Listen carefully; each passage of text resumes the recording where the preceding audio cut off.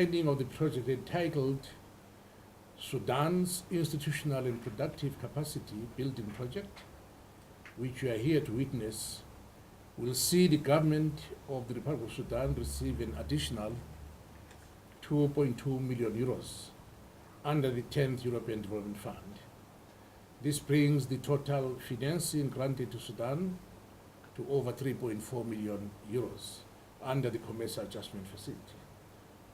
For members of the press who may not be aware, the Commercial Adjustment Facility is part of the Commercial Fund, and I'm happy, Your Excellency, this morning that you are signing this facility, which has got the Commercial Fund has got two windows. One is the infrastructure window, for which we have an infrastructure fund, which is managed by the Trade Development Bank, formerly the PTA Bank, and the adjustment facility is part of that fund. But why am I happy this morning? Not only because we are here.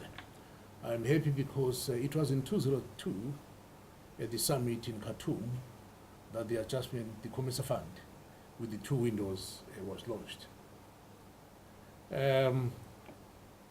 Your Excellency will recall that in 2015, we signed a project of 1.2 million euros.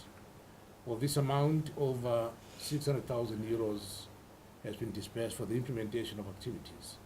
To date, the achievements attained include the development of a trade expansion policy, the buyer-seller linkages with Ethiopia and Kenya established, and it's expected that it will increase export of goods to these countries. Capacity build for over 45 women, listen to me, gender champion, women-owned SMEs in standards, product packing, presentation, export, marketing, and promotion. Over 100 SMEs and government officials trained on clustering, design, product development, and strategy implementation. The extension granted to the current project to December 2018 should facilitate the achievement of the project objectives and enhance the country's regional integration efforts.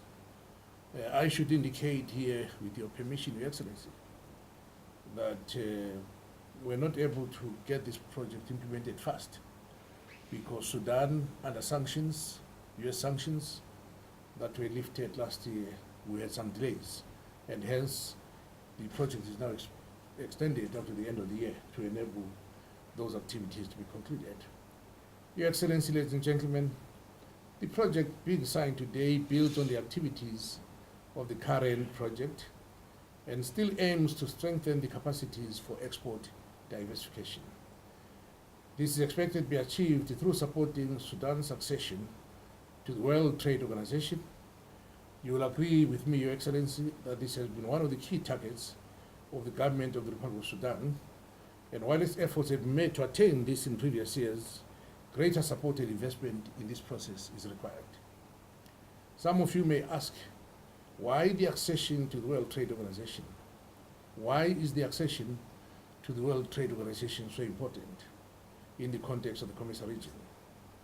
Well, my answer would be that the measures set around the World Trade Organization and Commercial Standards and Quality Infrastructure Program is meant to enhance trade amongst countries by implementing harmonized regulations that speak to technical barriers and sanitary and phytosanitary regulations that should be adhered by the participating countries.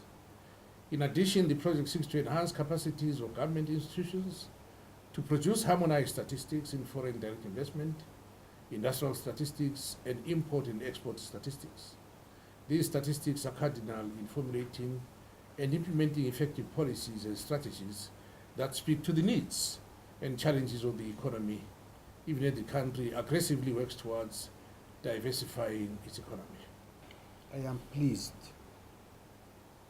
and honored by being here in this strong regional integration organization, COMIS.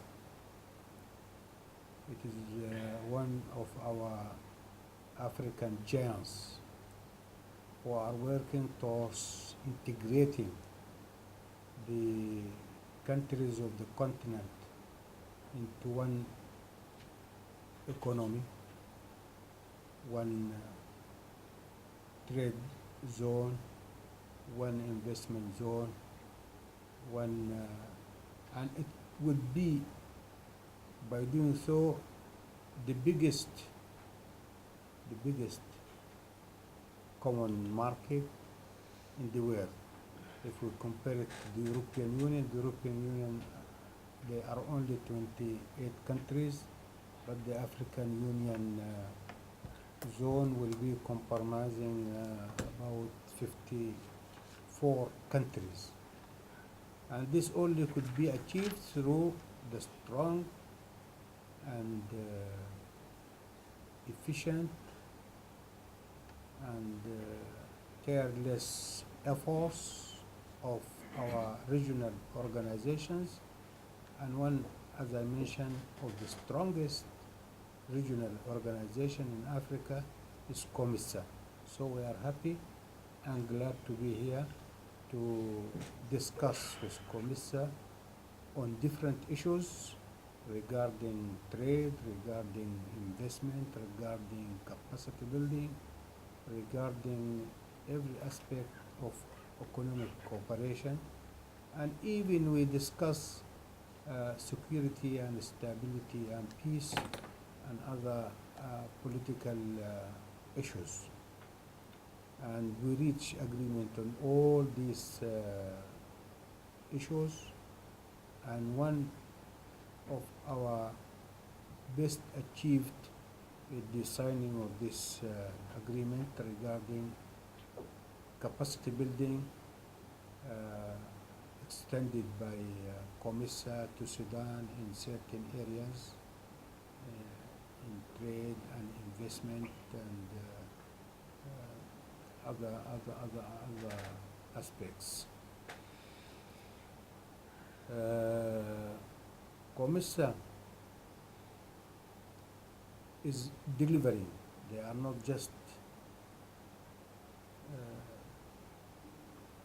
an organization where we meet and chat and talk.